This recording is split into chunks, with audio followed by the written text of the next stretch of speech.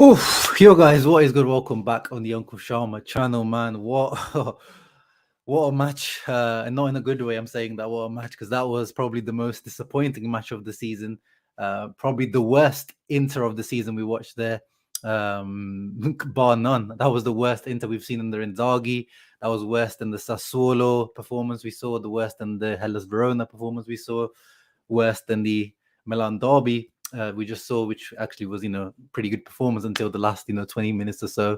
But this was just a full 90 minutes of pretty poor. But in the end, guys, in the end, what a vital point that is. Because if you asked me yesterday, if you asked me the other day when I previewed the match with Napoli talk, I predicted a 2-2 draw, and then I changed it to 2-1 just because he was predicting a Napoli win. So I couldn't predict a draw on my channel. But the draw, I'll take it. You asked me if before this match you take a draw, I take a draw. As I said in the match preview, we haven't won at Napoli, away at Napoli.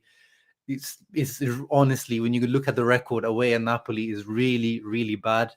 The most important thing was not to lose today, and in the end, I think you saw both teams went for the draw almost pretty much. You saw Spalletti substitution at the end, pretty much going for a draw, a triple substitution from him, very defensive, quite a defensive substitution from Spalletti at the end, and even how the way Inter were playing around at the end, I think they take a draw, and I'm not mad at it, to be honest. I'm not mad at taking a draw. You could say that, your champions should always go for the win, but you saw how the match was going. I think today was actually the first time in this whole season that I feel like Inter have been outplayed. So every single match this season, even if we've lost against Lazio, even when we lost against Milan, I felt that Inter have been the better team on the pitch. But today, I couldn't say that. I had to say that, the second half, actually, it wasn't, it was a bit mad. The first half was, up and down. But Napoli definitely dominated us in that first half. So for that reason, I'm actually quite glad and a big sigh of relief that we've come away from the Diego Armando Maradona Stadium with a draw. And guys, I'm not going to be able to stay on for very long. I've got a bit of a headache today, and it's not related to Inter, even though these guys are giving me a headache today. I'm going to, as I said in my preview, I'm going to go on the Napoli Talk channel. I'm going to go on Dom's channel after this. So I'm going to be on around for 15, 20 minutes. I'm going to go on Dom's channel, and I'm going to react with him. He's already started. I think he's going to start his stream in about 15 minutes. So I'm going to react on their channel. Of course, if you guys don't want to watch that, you can just go on the Inter Worldwide, who are going to be doing their reaction after me. Let me get into the comments quickly. See what you guys are saying. Yeah, lovely little nutmeg by Perisic at the end. Erdian Ashkan in the house. No pressing, no passion. I mean, the pressing as well, guys, the same way that Napoli, like the same way that we played around, as some people are saying, wasting a lot of time back passing. Napoli, they were even in the first half, we saw this because they're so comfortable in possession.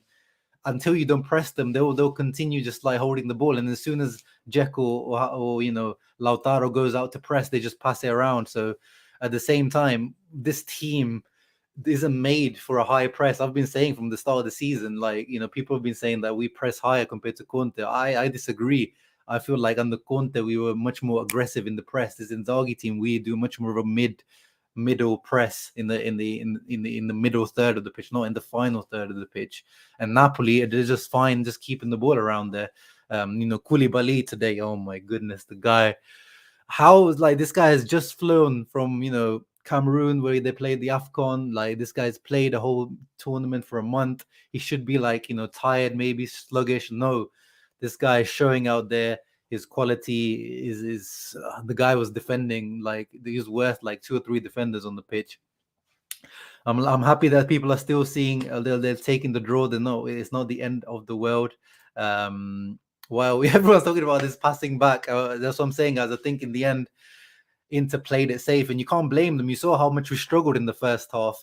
We don't have the minerals to take this Napoli team head on, I don't think, like, especially with Osimhen. Politano, at least he came off, but you saw we struggle as soon as we tried to take this Napoli team head on, as soon as we tried to pass out, as soon as we tried to get the lineup high. These guys can punish us on the counter-attack. And I can understand, to be honest, in the end, like, you might complain about this back passing and hogging the ball in the end, but I think it was a smart move to just kill the match. Like they literally in the second half, the match was killed. Both Napoli did the same. They didn't really push for the win, and they just both teams just kind of killed the possession, killed the match, killed the rhythm of the match was just broken up in the second half. Without Inzaghi and Bastoni against Napoli away, exactly today, guys. Can we say Di Marco actually out of the back three? We were talking about before the match how we were worried, and I was actually on the positive side of things. I was like, let's see what Di Marco can do. Let's give him some trust. And I believe today he was the best out of the back three. De Vrij, oh my goodness, guys. What are we going to do with Stefan De Vrij, man? The guy is proving to be... I mean, I remember Mo asking me in the last match, like, do we need to worry about De Vrij? maybe he was right asking that question because I kind of shrugged it off.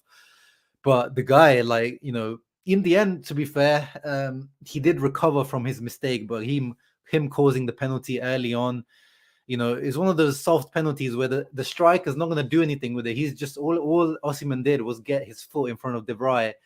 He was not going to do anything with that, but he's just smart. It was just smart and not smart at all from De Vrij, gifting them the penalty like 4 minutes in. Insigne tucking it away, Handanovic almost saving it, but Insigne tucking it away. So we were on the back foot straight away from the first 5 minutes because of De Vrij. And then he was fighting for his life, De Vrij, today against Osimhen. He was getting torched by Osimhen. In the end, though, Osimhen didn't actually do too much, to be fair, like when you look at it on a balance, but he just causes that chaos, that doubtfulness that he caused Skriniar to make silly mistakes on the ball just because he presses so well, and he just causes that his physicality, his pace, that doubt that he gives you. It just gives you that trouble, just like thinking, oh, is that guy behind me? Or can I clear the ball without him harassing me? Like, he's a harassing type of striker because he's got that explosiveness, that reaction speed. Just quickly, he's onto you like a piranha. Complete opposite of what Dzeko is on the other side. It was, a lot more slower, and he takes time to, when he tries to press, even his press is not very ferocious because obviously his legs are what they are. But he does, once again, he is, as I tweeted today, he's the father who stepped. He's not the stepdad. He's the father who stepped up. Like the guy, even at halftime, he was getting loads of criticism. But Dzeko, once again this season, guys, in the Champions League, who stepped up? It wasn't Lautaro who stepped up. It was Dzeko. Dzeko is the one who broke the Champions League curse. He's the one who scored the vital goals in the Champions League, scoring. He scored against Juventus as well.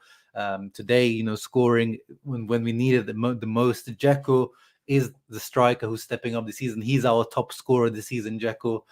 And he can have his games where he's ineffective, his pressing is not good, his link-up play isn't good. But guys, Edin Dzeko is the main guy of this team at the moment. He is the, you could say we're playing without strikers at some points, but Dzeko is the guy who is actually stepping up front. Once again, look today, Lautaro pressing well, doing stuff, but not really doing too much else, to be honest. Inter played as if they didn't care to win. I agree, almost kind of towards the end it was like that. But I think in the end, though, I think Inter tried more than Napoli, to be fair. Like you saw at the end, like our corners, we were pressing until the end, and then Perisic made that stupid foul right at the end, which meant Napoli got that free kick. But actually, just those 5-10 minutes before that, it was all Inter trying to do something. D'Ambrosio almost got onto his usual, sneaky goal, but it didn't quite work out. I think it was Koulibaly once again with the save. Dzeko has got tier. Honestly, I would have shit my pants in the atmosphere. Yeah, good finish by Dzeko. First of all, it was a bad header from him, but then it was a good finish from him. Ricardo agreeing with me. Di Marco played very well. Yeah. Guys, I sometimes, I'm glad someone is saying it because I always feel like I'm on my own when it comes to Barella. Can someone say to me what Barella did today, apart from moaning and screaming and shouting? Can someone say that to me?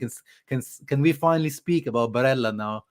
Like sometimes, I throw a comment at you guys that, just as a tongue in cheek sometimes, but we need to speak about Barella. Like, we gave him the excuses and stuff a lot of times that, he's coming from the Euros, he's tired, he's played a lot of minutes. All of that is true. But who scored here gave him the worst rating by far. And I agree, the guy didn't do anything today. And if Vidal was doing stuff like this, you all would have been crying in my thing here. If it was Vecino or Gagliardini, you all would have been crying in the comments here saying like, oh, this is the depth we have. This is what we do. Even against Roma, actually, I don't remember if I actually mentioned it or not. But I felt like he didn't have even a good match against Roma, even though people felt like he was man of the match. He had 2 nice shots from outside the box. Barella were really nice, and he deserved the goal for those. But apart from that, just sloppy in possession. Just he's just not been up to par for me for a little while. Barella, to be honest, like even in the derby, like the last game where I remember being Barella was Cagliari at home, and I was bloody, it's Cagliari. So man, I'm not trying, single out Barella here, but if I'm gonna pick a flop of the match, to me is De Vrij and Barella to me, and Hakan again, he was very invisible as well, but Barella to me was just completely, devoid of any creativity, of anything. And he should be the guy dragging us. He should be this, this future captain, this guy that's taking us to the next level. So with Barella, a lot of the times, the criticism is because I love him so much and expect so much from him. The bar is up here with Barella. More love from everyone for Di Marco. I'm liking it. Koulibaly played the best game I've ever seen from a defender. Hey man, you haven't seen many masterclasses from defenders, but definitely that Koulibaly masterclass is one for the ages. And I'm glad he's getting some respect, because whenever even in the early in the season, I was mentioning Koulibaly, and in the comments here, people were telling me, oh, he's not been as good as he was last few years, or as he used to be. And this season, Koulibaly has actually been back to the levels where he used to be, like a few years ago when he was linked with the 70, 80 million moves. But in the end, our guys came through as well. As much as we want to criticize De Vrij, in the end, though, he in the second half, especially, he started winning the duels with Osimhen. He started nicking the ball ahead of him. He started, to get the tackles in that we needed to. Even though he made the mistake that almost led to their goal as well. Remember was it Elmas where Andanovic had to come trumps. At the same time, though, I believe that would have been chalked off because Osimhen actually touched it with his hand, with his arm. So even if Elmas scored, I think it would have been counted off. But overall, just poor performance overall from pretty much everyone, I would say, today. We'll get into who the man of the match was with you guys in a minute.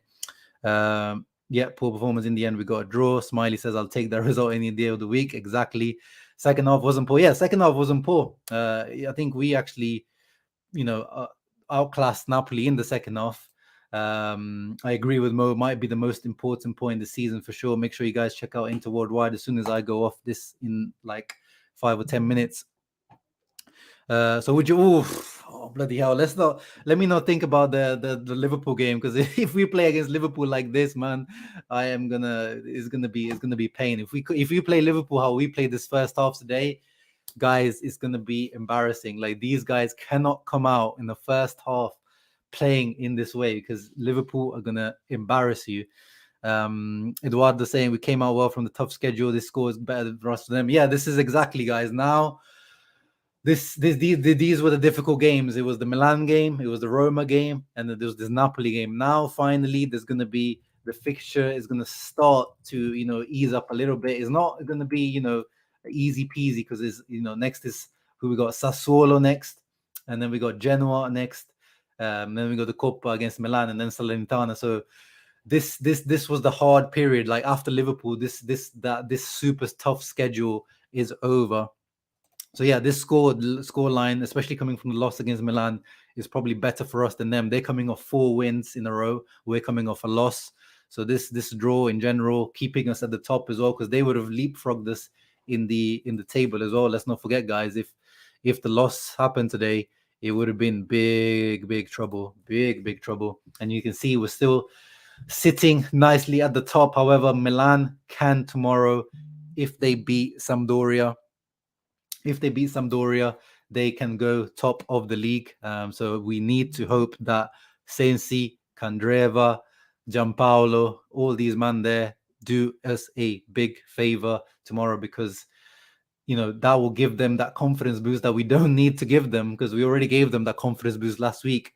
So it's really important. Tomorrow we all got to tune into that Sampdoria Milan game and pray, put some voodoo on these guys. Since he needs to put in the performance he did last week, and with Jovinko they signed Sampdoria, we need them to come up trumps to keep us right on top, because that psychologically will be a killer. If Milan, draw or lose against Sampdoria tomorrow, that will really, really kill them, because they've had a really good week. They smashed Lazio, they beat us in the league as well, so they're on a real high. But now, if you, as they say, the bigger they are, the harder they fall. At this point, they're gassed up, and now if Sampdoria just make them stumble now, that can be a killer blow for Milan in the for their season, for the Scudetto run. So yeah, really, really vital point. I can't stress how important this point is, guys. I know the performance was disappointing, but at the end of the day, whether we played pretty and got 1 point, or we played like we played today and we got 1 point, the 1 point is the exact same. Ahmad says, ending this rough month being 1 point behind first place with the game in hand is not bad at all. Yeah, exactly. As I said, guys, when I previewed this month at the beginning, or even last month, I said we come out after if after the Liverpool game we are still top of the league, then I'm still confident that we're going to take this Scudetto, even if we're like 1 point behind. It's because then the schedule for us is on the downward trajectory. Draw means it's still in our hand. Exactly, Indro. We were horrible, not hopeful for Liverpool. Yeah, it definitely doesn't. Now going into the Liverpool game, it definitely doesn't give us any confidence for sure. Barella, Haka need competition with Alan Gagliardini, not really injecting anything in the attacking side. Yeah, that is true. But who was there last season? Who was there for this competition that was there last season? This is the team that we had. And if anything, as we came into the season, guys, people keep forgetting the squad technically got worse. Remember how we were talking about in the summer. So now we can't say that that we expected more from the squad, because technically what Inzaghi is doing it with a worse squad. We lost Hakimi, we lost Lukaku, players that we were saying are top 3 in their position. So you can't, and then Hakan coming in for Eriksen. Yeah, you can say that he's performed probably better than Eriksen did, especially for the first year of Eriksen. But overall, guys, this team is the same, but just probably slightly worse off than last year. The depth is what we have, and in January we actually did more than I expected, but those guys actually can't make an impact there, because Caicedo only took training, part of full training, only think 2 days now. Gosens was only going to be back towards the end of February. We know these are the things that we need to improve, but we also need to remember who our ownership is right now and how much we actually can do. So I was actually really surprised what happened in January. And once again, the January transfer window, it was for free. Caicedo for free. Gosens is for free, because we're going to pay that in 2023. So we're doing really, we're stretching the maximum we can with this squad. So we need to really put things into perspective when we're talking about this Inter team and this Inter squad. Napoli did nothing in the second half, yeah, exactly. Apart from that, as we said, that chance that Elmas had, but would have been chalked off anyway because of the Osimhen handball. This is like some 2014 the boys looked lost today. Yeah, I mean it doesn't help. It doesn't help that you start off with the penalty, does it? But yeah, it definitely looked like this is more looked like the Spalletti Inter. I wouldn't say 2014 Inter, but more like the Spalletti Inter, for sure. Into Worldwide in the house, enjoying your evening. Take the point after waking up to 1-0. Yeah, make sure you guys check them out. I'm sure they probably started their live stream right now. Huyan in the house as well. Do you think if Limone was on the pitch, Inter could have won? No, I don't think that. I mean, in the end, we don't know these things exactly how they work. But I don't think Inzaghi being there shouting in the sidelines would have made much of a difference in the end. De Vrij giving away the penalty in the 4th minute. Inzaghi is not going to do anything about that.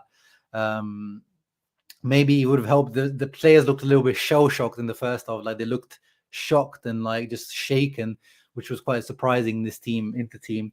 But as we talked about with Mo previously, this team seems to perform better when they're losing at halftime rather than in the second half. Once they have the half time to regroup, probably get that that halftime talk, they seem to perform much better and come out. We saw that Hellas Verona, we saw that Sassuolo, Fiorentina, these bad first halves where we go down at halftime, but we actually managed to bounce back. What's the Napoli challenge to watch the reaction? So it's Napoli Talk is the guy that I did the preview with. So if you type in Napoli Talk, I think he is live already at the moment. I'll be going on there in literally a couple of minutes. So let me just get apologies, guys. I'm not being able to get all your comments in here. Koulibaly in the first half has some bad passes and touches. Yeah, he was. I mean, he can't be perfect. The only guy who was perfect in the first half was Lobotka. I'm pretty sure he had like 100% pass completion. Lobotka was lights out in that first half. No one could get anywhere near him. No one could get the ball off him. Bremer, yeah, these are the times where you definitely start thinking about the De Vrij. Like, what is wrong with De Vrij? Like, is he like, is his head already somewhere else maybe, or is this literally like a decline starting where the player is declining, like Handanovic is declining, or like the players start declining at some point in their career, or is this just a little blip in his form? That's one thing I want to find out with De Vrij. Like, what do you guys think it is? I think De Vrij is more focused on his thing in court than defending. Good for us. Oh yeah, he is going to court with his old agent or something, but I don't know if that's such a major thing about that would distract him. Lautaro wearing number 10 for Inter, disrespectful. Yeah, once again, Lautaro not really good.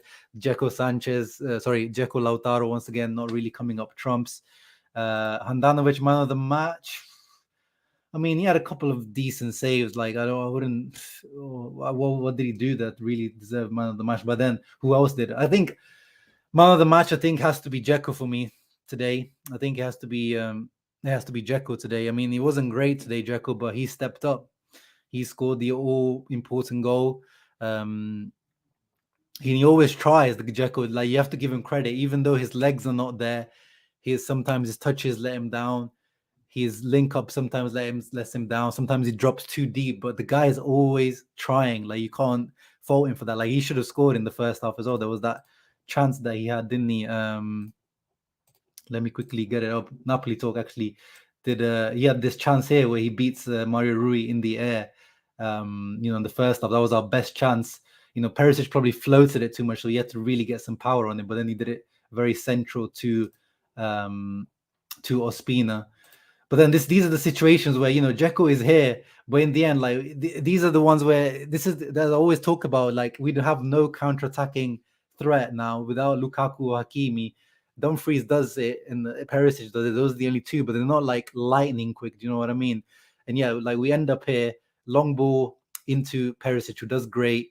And Mario Rui, loses Dumfries. Look, but Dzeko just can't catch up to the play. He just doesn't have the pace. Look where he is by the end of it. And Dumfries ends up being the only striker, and then Lautaro is like somewhere like up here, like he's trying to link up. Where is he there? Lautaro's like all the way down here. Sometimes we really feel toothless. It seems like we literally are sometimes playing without strikers, because these Lautaro and Dzeko have to come so deep. Interista Forever says precious points. Exactly. Ashwin says it's simple. We are not as sharp as we were before Christmas, and it has to do with the amount of games on the bounce.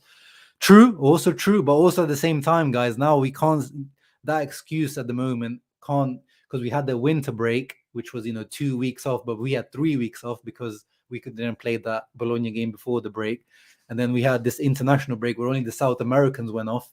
So it's true, it's been a busy period, and Napoli today, they had 7 days to prepare, or 6 days to prepare for this match, whereas we had the Coppa Italia match, so it makes sense for us not being as sharp as Napoli. But at the same time, now the busy periods and the busy game, talk isn't as accurate now because we have had the rest now.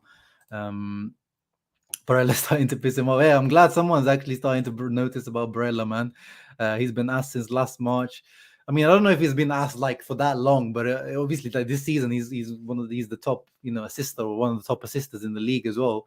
He has stepped up, but is the fact that when Barella is quiet, or when Barella has, like, it just seems like no one ever talks about it. But as soon as he's, the guys that we're expecting to be bad, but if they're bad, it's like everyone's jumping on their back. Like like Vidal, Gagliardini, or Vecino, these guys, but no one seems to speak about it when it's Barella. Yeah, exactly. I don't know which one was worse between Barella and Chala. Barella and Hakan were lost today. Lautaro had a good game, but no clear middle, so no clear opportunities. Yeah, I mean, he had some good touches, Lautaro, today. I do agree with that. But in the end, we need him to be stepping up over the other side, like in the opposition, and like how Osimhen was causing all sorts of chaos. I see Lautaro to be like Osimhen in terms of that pressing, creating chaos. Maybe not the most technical striker, maybe not the most lethal finisher. Like Osimhen needs to. He's not the most lethal finisher, Osimhen either. But Lautaro wasn't causing that havoc up there with Rahmani and Koulibaly as Osimhen was doing up at the other end. Barella's no more excuses.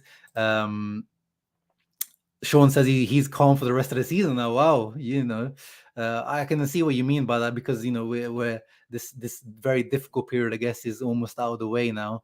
But I'm not so calm now. Like, this team is showing some chinks in the armor a little bit. But I am still confident that this team will deliver us the Scudetto by the end of the season. I can't believe we faced Liverpool. It seems so real to me. Yeah. Overall, the team looked tired. Perisic continued to show his leadership. Yeah, Perisic continues to show the leadership, even though he had some silly moments today as well. There's really no one to save today, honestly, from the performance. We can't go far without proper number 9 and can score goals. Yeah, we know this guy. We know, but this is why our expectations. My expectation was quite tempered coming into this season. So what Inzaghi has actually done with this squad, this is why I give so much credit to Inzaghi, because what he's actually got to work with with this team isn't what Conte had to work with last year. Like, let's not forget, Conte had a 75 million pound striker to work with up front, who had one of the most powerful, quickest on the counter attack, whereas Inzaghi has been given a makeshift replacement for that guy. Let's not forget, Dzeko was supposed to be the backup to Lukaku.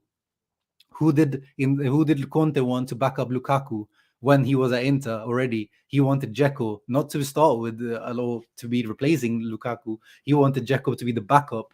So that shows you that we're now playing with the guy that Conte wanted as a backup to Lukaku, and he's our main. Like, we can't live without Dzeko. Like, that's why Dzeko is never taken off, because who's going to be the aerial threat? Who's going to bring people into play?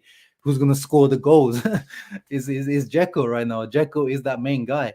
But it's definitely, that's why the focus is on that number 9 in the summer. It has to be, whether you save money somewhere or you try to sell Lautaro or whatever, however you do it, you need to get that long-term top class number 9. We have 5 more matches against the top 10 Serie A table, 9 against the last 10 of the table. Yeah, exactly. The only big teams, I believe, after this are Roma and Juventus. So, yeah. Any update on Korea? No, they're saying that it should be after the Liverpool game, but I don't know which one they mean, whether it means this Liverpool game or the second half. Sheriff in the house. I haven't seen you in a while, bro. I have TV always talk about our depth, but apart from Sanchez, I don't see much quality. I mean, we always talk about our depth as well, and I agree. Like, where is this depth? Like, you look at the other Serie A teams, guys, as well. Like, when Milan are bringing players on, they're bringing on Krunic, Messias. Like, where is this other, like, the depth we're talking about? Like, this is solid depth. And at the beginning of the season, it was doing the job for us. At the same time, guys, in the Super Cup, in the end, like, we brought on these subs, and in the end, we won the Super Cup after the 5 substitutions from Inzaghi. Like, I don't like this sudden change of mind from the subs after the Milan match. The subs are not good enough all of a sudden. It's not world class. It's not like Man City level where they can bring on, the second star is literally like a second star in 11. But when you compare it to other Serie A teams, it's a good subs, but it's improvable. It's definitely very, very improvable, guys. It's definitely very, very improvable. Good. Dumfries today, he wasn't great, like, technically. Like, he made a lot of technical mistakes. Brick freeze did come out today, but the guy just keeps going. Physically, he was killing Mario Rui. I don't know, he should have got more fouls. Like, the referees in the Serie A are not very fair to Dumfries, I believe, just because he's quite big and strong. They're just not giving him a lot of fouls. But he causes a lot of chaos. He causes trouble for these teams. And yeah, he was good to me in the end today. I think his cross in the end led to Dzeko's goal, but he does leave a lot to be desired when it comes to his passing, his touch, his decision making at times. But overall, his the heart and soul that he puts into the game, I was really impressed with Dumfries. He keeps going. Even if he makes mistakes, he keeps going. Cousins is not available for the next game. Yeah, he's not going to be available for a while. Can I give a shout out to my longtime Inter fan, Kian Baby? Yeah, Kian, shouts out to you. Feels like if we saw Lauti to Prem team, he'll go best striker in the world. Well, we'll see. We'll see about that. Perisic could also be man of the match. Yeah, that's true. You see that little beef he had with Insigne when he was piping up. Yeah, he could be there. There's not really a standout for me today, guys. Honestly speaking, the second half felt like Conte was in the dressing room, brilliant. Yeah, the way they just killed off the match, I could, yeah, you could say that. You could definitely say that. It was felt like it was a Conte like second half of last season where the team killed it off, but unfortunately we just don't have that counter-attacking threat where we could punish them on the counter-attack. I don't have a stress about this season. We need Scamacca, Frattesi, and Bremer for sure. Yeah, the jury's still out. I don't know if these Scamacca, Frattesi boys are still really the answer. Like, watch them for Sassuolo. Like, especially since we've been strongly linked with them, I've not seen a particularly standout performance, especially from Frattesi. Bremer for sure. Yeah, Bremer, he looks like the real deal. I'm glad Napoli didn't start with Mertens and brought him on earlier in the match. I agree. But Zielinski did hit the post. Let's not forget he almost did score. Zielinski. Uncle Sean, would you take Anthony Martial in the summer? He's balling for Sevilla. Would be perfect release for Sanchez. Yeah, we need more players like Martial, like these guys with a bit more pace. But then he would be a double of Correa. I'm not sure if that would only happen. I think if it's Sal Correa or something like that. The first game where Inter missed Lukaku in his pace. No, I think we've missed his pace for a few games. We've just kind of made do without it in a lot of games. But there's so many moments where I see this space to run into, but the striker is just not going there. But today, definitely is the most we missed him for sure. But yeah, guys, thank you very much for joining me. As I said, I've got a bit of a headache and I'm going to head over to the Napoli talk. So you got two choices. You can either go to Inter Worldwide for more Inter talk, or you can come with me to the Napoli talk channel where we're going to talk with a Napoli fan. He's going to give his analysis on everything that happened. Thank you for everyone that tuned in. Sorry that I wasn't able to get through all the comments, but I appreciate you all. Make sure you guys leaving a thumbs up before you guys go. Vital point, guys. Do not underrate this point. This point at the end of the season, you might look back at it and think, wow, that was probably the most important point of the season. Ciao ragazzi, and as always, Forza Inter.